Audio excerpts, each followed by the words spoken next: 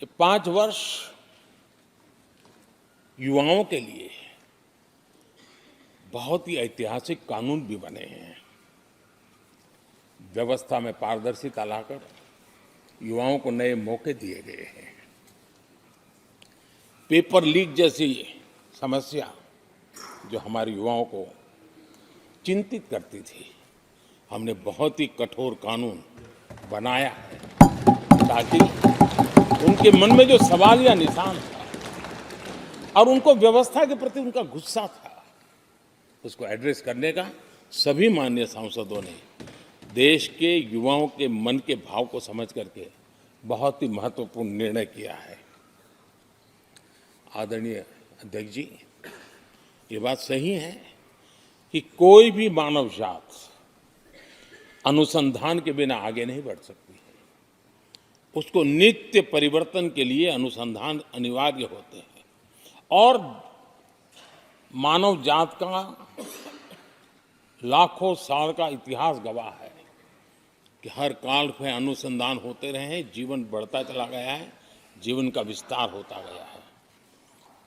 इस सदन ने विधिवत रूप से कानूनी व्यवस्था खड़ी करके अनुसंधान को प्रोत्साहन देने का बहुत बड़ा काम किया है। नेशनल रिसर्च फाउंडेशन, ये कानून आमतौर पर रोजमर्रा की राजनीति की चर्चा का विषय बन नहीं पाता, लेकिन इसके परिणाम बहुत दूरगामी होने वाले हैं और इतना बड़ा महत्वपूर्ण काम ये 17वीं लोकसभा ने किया है।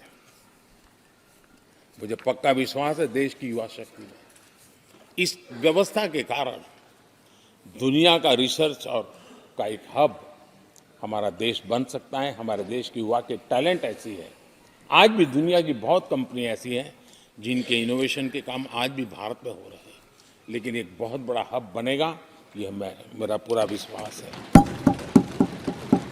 आदरणीय अध्यक्ष जी, 21वीं सदी में हमारी बेसिक नीड्स पूरी तरह बदल रही है। कल तक जिसका कोई मूल्य नहीं था, कोई ध्यान नहीं था, वो आने वाले में बहुत अमूल्य बन चुका है। जैसे डेटा, पूरी दुनिया में चर्चा है डेटा का सामर्थ्य क्या होता है।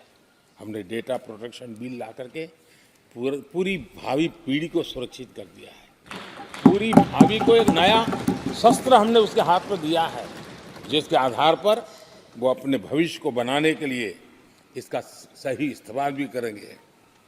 और digital personal data protection act, ये हमारी 21वीं सदी की पीढ़ी को और दुनिया के लोगों को भी भारत के इस एक्ट के प्रति रुचि बनी हुई है। दुनिया के देश उसका अध्ययन करते हैं, अपने अपना नई नई व्यवस्था अनुकूल करने के लिए प्रयास कर रहे हैं। और डाटा का उपयोग कैसे हो, उसकी भी उसमें गाइडलाइंस है। अनेक प्रकार से प्रोटेक्शन का पूरा प्रबंध करते हुए इसका सामर्थ्य कैसे आए, जिस डेटा को लोगों को गोल्ड माइन कहते हैं, न्यू ऑयल कहते हैं, मैं समझता हूँ वो सामर्थ्य भारत को प्राप्त हो। और भारत इस शक्ति के इसलिए विशेष है क्योंकि विविधताओं से भरा हुआ देश है।